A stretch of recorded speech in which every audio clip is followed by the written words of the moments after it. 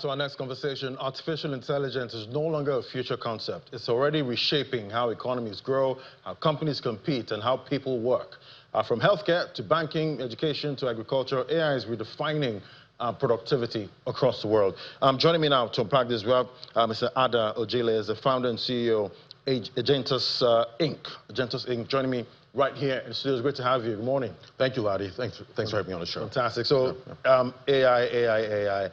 I actually interacted with AI this morning. Okay. True confessions. You should. At this point. So, it's everywhere. Yes. Now, how big is this AI revolution when you compare it to the internet and mobile revolution? Oh, absolutely. Yeah. So, I'd compare this to the 1920s when electricity was born, right?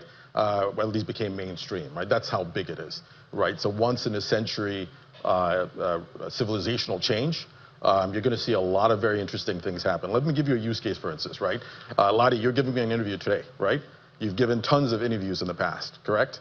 Right? All of that data is out there online, right? In the future, you could actually have an avatar that looks exactly like you, giving me an interview while you're, sipping pina coladas in the Bahamas. I hope I'm still making money there. You are. Okay. And that's the fascinating thing, right? Because the value you've created has been the content that you have, lovely content, by the way, I love watching your show, that you created over the last, several years, right? And that's the world we're getting into, where basically it's not so much that AI replaces humans, it's basically this collaboration between human and machine. Right. And definitely, I've seen that, play out so far. I've had to create, a couple of, slides. Yes. With AI, and it looks pretty good. It's nice. And it's only going to get better, by the way. Right. We're barely at the early stages. If you want to compare this to the internet era, it's almost like we're in 1998.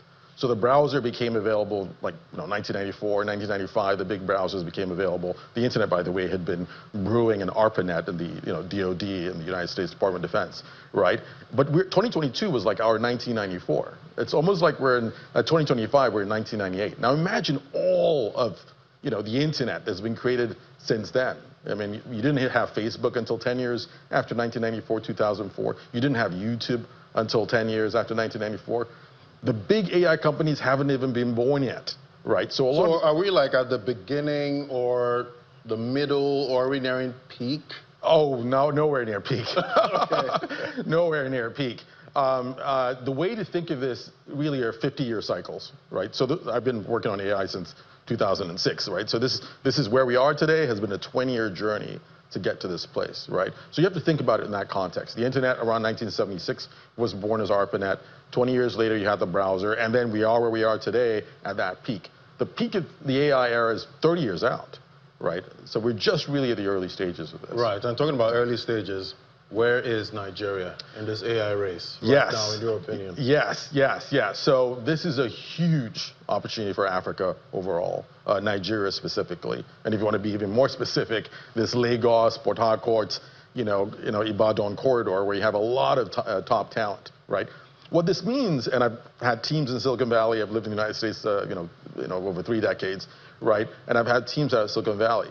A software engineer, right, in Abeokuta with 2 to 3 years of experience will be able to perform as well as a software engineer with 10 years of experience in Silicon Valley because of AI, right?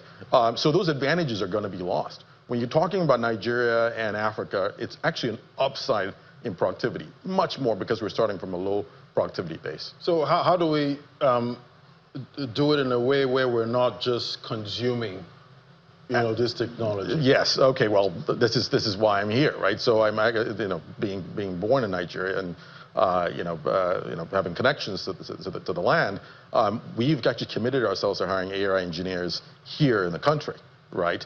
And what that means is software engineers who use AI, digital marketers who use AI, right?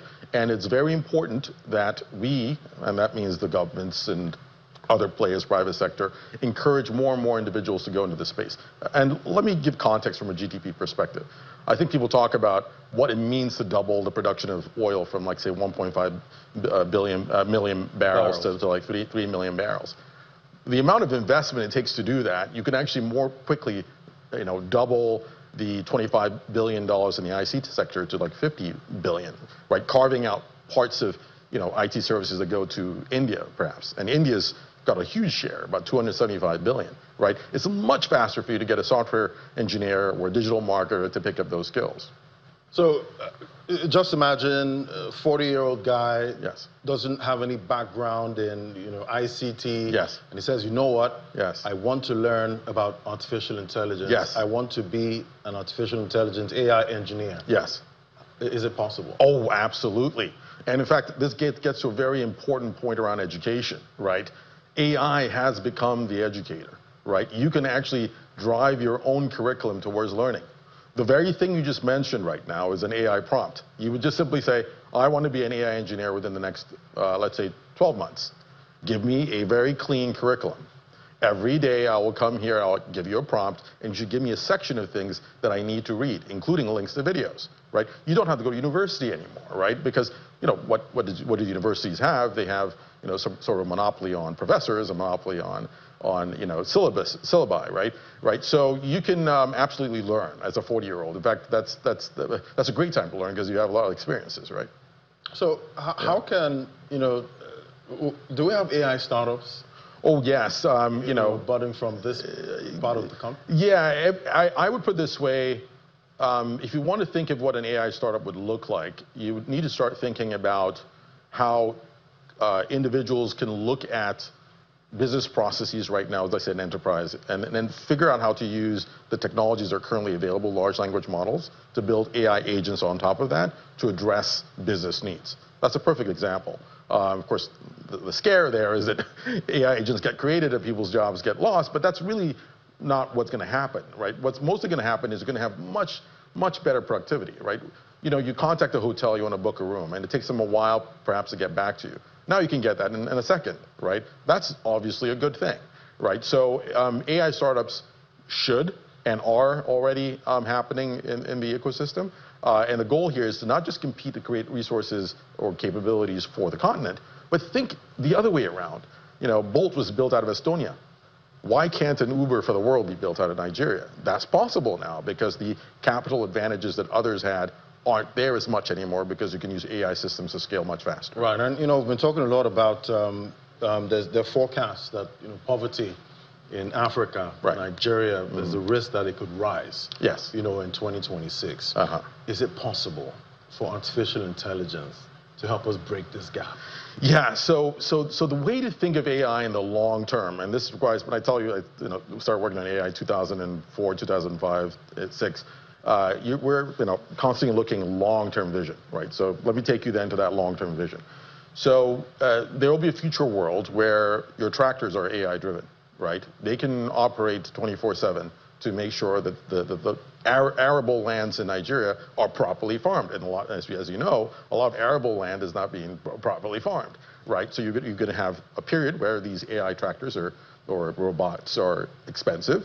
And then over time, they'll start to become pre-used. So we're talking physical AI. We're talking physical AI, yes. So we're talking that for food. We're talking about that for education, right? So you could be in your village now and have a device or a robot, again, looking at pre-used ones as they start coming in, that can teach a bunch of students in their local language, physics, chemistry, biology. That's all going to be possible. In the healthcare side of things, there's 1 doctor for every, 4 doctors for every 10,000 people in Nigeria. 4 for every 10,000, right? But with AI, they're going to be able to scale, see more patients faster, have things that can be addressed by AI done much more quicker, where you call a number and the AI system is asking you for diagnosis and sending for your symptoms and sending you to places. So there's a huge advantage for those who are below the poverty line. Absolutely. Fantastic. All right, we'll keep tracking this. Absolutely. At this point, yes. Just getting started. Thank you so much, Ada Ojile, the founder and CEO of Agentus Inc. Yes. Thanks for coming on today. Thank you, Lottie. Thanks for having me on the show. Fantastic.